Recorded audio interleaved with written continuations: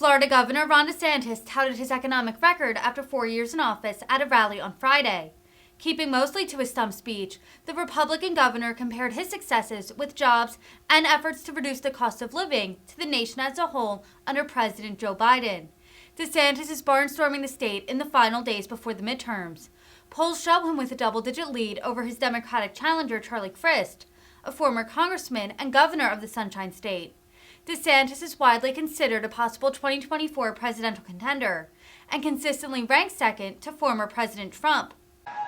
And can you also help me send a tired, worn-out old donkey out to pasture once and for all?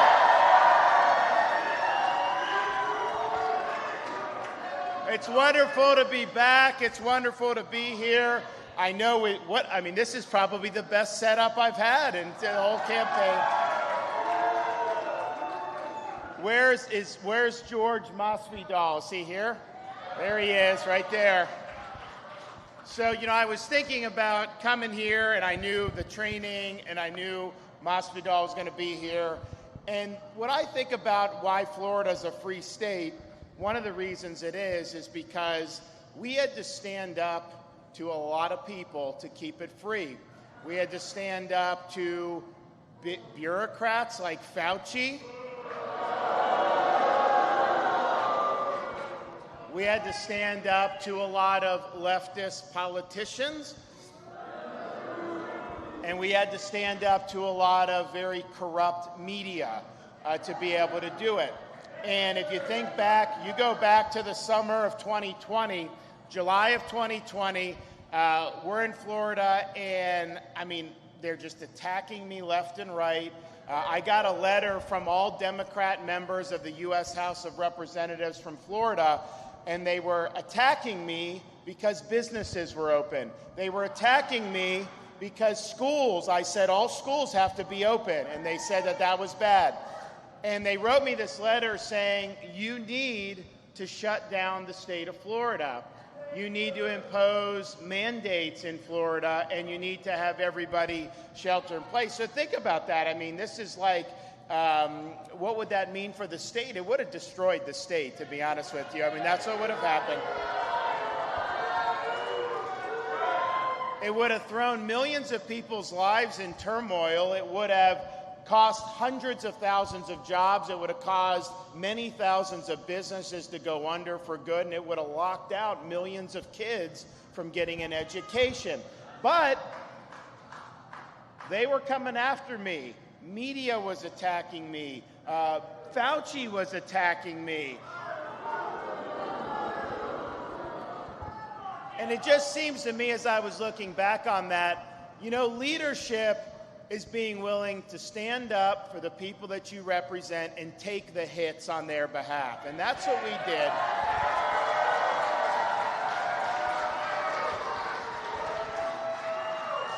It was my job to be more concerned about saving your jobs than about protecting my own.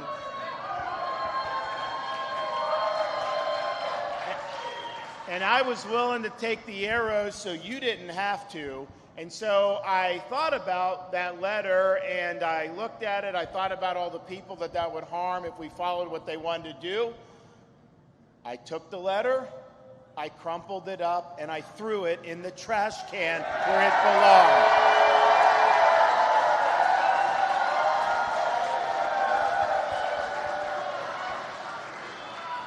And we also said during that summer 2 years ago, these local governments are overreaching. They're imposing lockdowns. They're imposing mandates. And so we said, you can't do that anymore. Not fines, anything. We pardon people. They were trying to prosecute a gym owner because he didn't make everyone wear a mask when you're working out. First of all, you're not supposed to wear a mask when you're working out. So we pardoned everybody. And really, if you think about how South Florida has boomed, that would not have happened if I had not come in and made sure everybody could be free.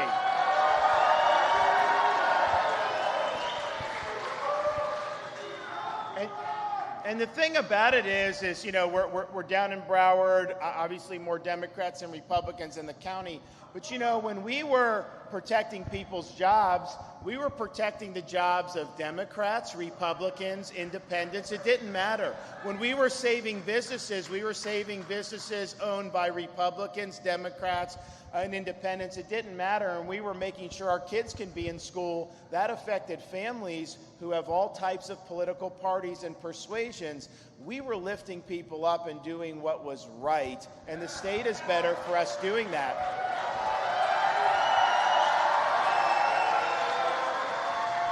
And the schools, if it wasn't for me here, they would have never opened the schools. I mean, they didn't want to do it.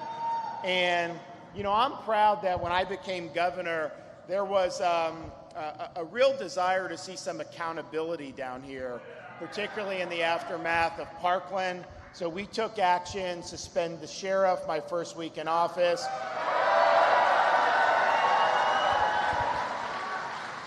We did a statewide grand jury on school security, and they did big report.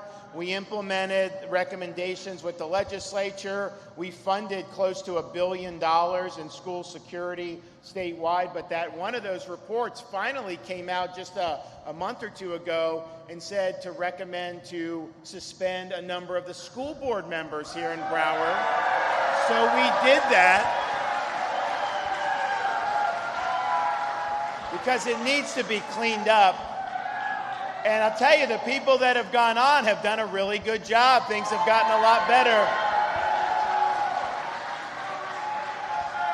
But if you look at the education, they all oppose me saying kids need to be in school. They want to pretend like they didn't now, but then they all oppose me.